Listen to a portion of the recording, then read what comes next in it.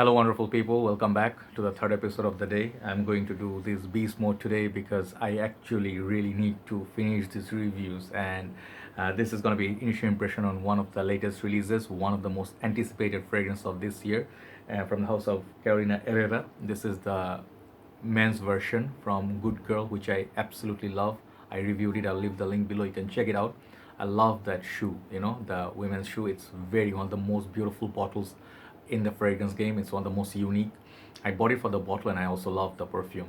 So this is the men's version. Is it as good as the women's version? Because the women's version I find it to be very unisex. Let's see if this is unisex as well and what kind of smell we supposed to get and do I like it in the initial impression and which season I think you should wear it. So pretty much beautiful box here. It has the velvety texture here. Name here, Carolina Herrera, I can read all that.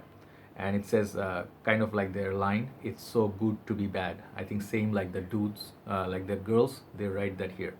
And this is actually 100 ml. Thankfully, women's ones are like 90 or 80 ml. I think 90 or 80 ml. And this is EDT concentration. So the velvety texture feels pretty nice. It's a huge box next to my head. My head is pretty big, almost as big as my head. So side it looks like that golden black combo, which is pretty nice, as you can see, the velvets.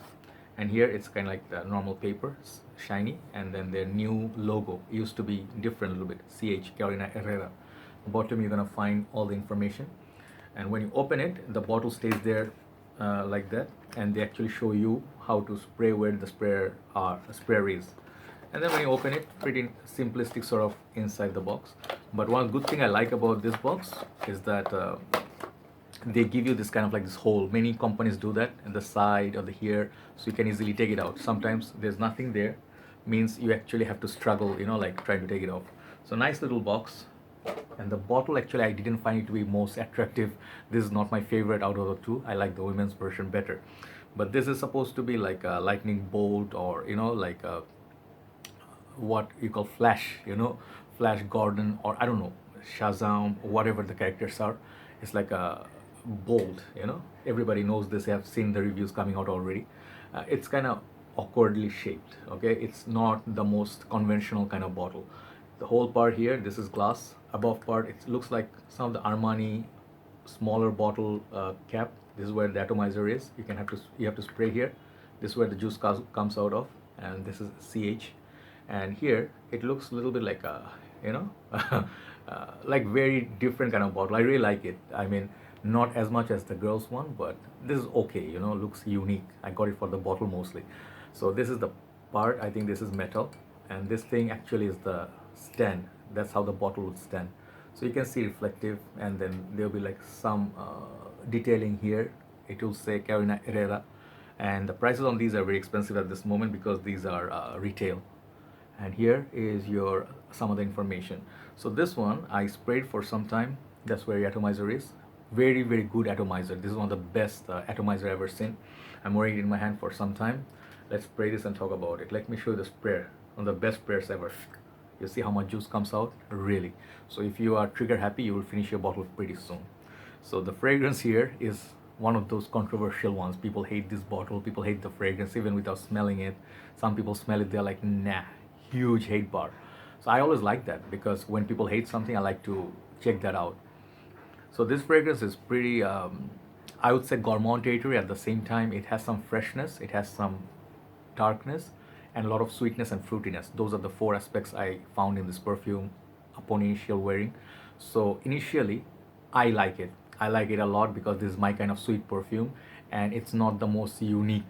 If you're thinking what's unique, I'm thinking after watching Sebastian Zara's review, I think I'm gonna get the boy toy or toy boy, whatever the Moschino new one is, the black bottle. That I feel is gonna be one of the most unique and most long-lasting perfume of this year release. So once I get that teddy, let me show you. Actually, I have toy 2. This one, the little teddy, and the boy toy is like a bigger version of it, like black dark version of this one. So that's for men. So once I get that, I will review that. So this one, first thing you have to understand, this is a designer release. This is not one of the most niche kind of release. So you should know the trend is creating something that is popular, something that is familiar, that is selling. So if you like, if you do not mind that, so it's okay with you. But if you're looking for entirely unique, like a groundbreaking fragrance, this is not it. Okay, so those are some of the things caution. But the performance category I cannot tell you, but so far it's working nicely with me. I used it for the one spray, it lasted on me good, and it's supremely loud at first, then it settles down nicely. So projection from it, I can get wafts of it like at least 1.5 hours so far, so projection is not bad. But this is actually cold weather fragrance, you have to wait till the winter hits you. This has kind of like a, people say Stronger With You by Armani, I have that, and I'm also gonna review Stronger With You intensely soon because I'm gonna buy it. So this one has kind of like one note I really get is like that walnut or chestnut. Which one is the roasted chestnut feel that you get from By the Fireplace, and also Armani Stronger With You, that particular aspect. And there's some sort of maninka fruit that you also get in Hugo Boss The Scent or Private Accord. It has that cookie gingerbread sort of spicy feel. So all those notes combined, it becomes sort of like a gourmand kind of perfume. Initially, you get kind of like fruitiness, but the fruitiness goes away and then remains to be a gourmand. I'm not sure about the rest of the notes, but it smells like pretty warm, flirty, youthful, night out scent in the winter time. So that's dating, pretty much what the women's one did. This one does for men, I guess. But I'll tell you one thing, I love the women's bottle much better. This bottle is nice. Many people love it. People who love those Marvel comics, I think Marvel or wherever, whatever, I don't follow them. So if you like superheroes, you might like it as like a Flash or ACDC as, like who mentioned it? I think Jensen's, he mentioned it.